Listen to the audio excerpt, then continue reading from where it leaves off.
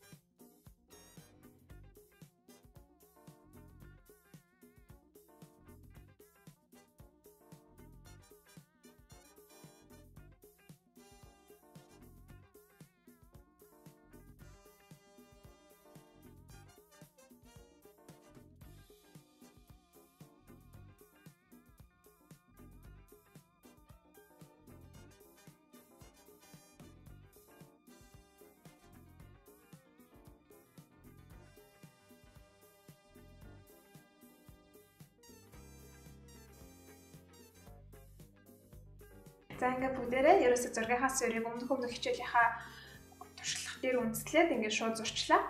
Одоо болохоор бүгдээрээ наад хэсэгт нь болохоор түүдэг ганц зурна. Түүдэг гол. Одоо ингээд дандаа цэнхрийн төрлийн өнгө явж байгаа.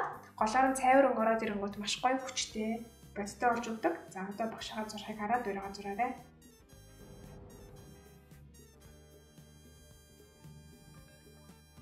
Одоо иймэрхүү хэсгүүдийг болохоор нэлээд будаг ихтэй зурсандаа зүгээр байдаг. Гэт хэлбэртэй дэшинд дод өгөх хэрэгтэй.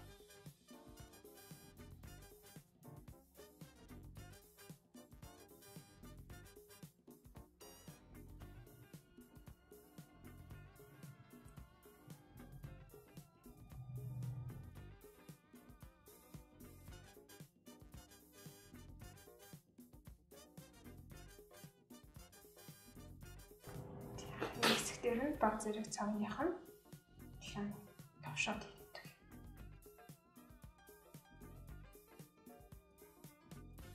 За одоо ингээд яг гоё цэвэр шарангийг угаасаа биер манд улаан байгаа учраас хаяанда өөртөө харилцаж байна.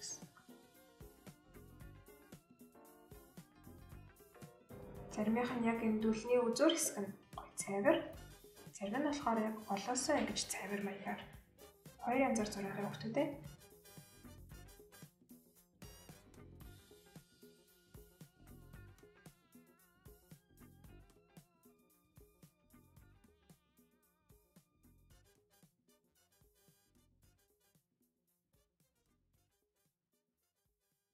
Одоо муу ядал гоё цэглээд өгнө шиг.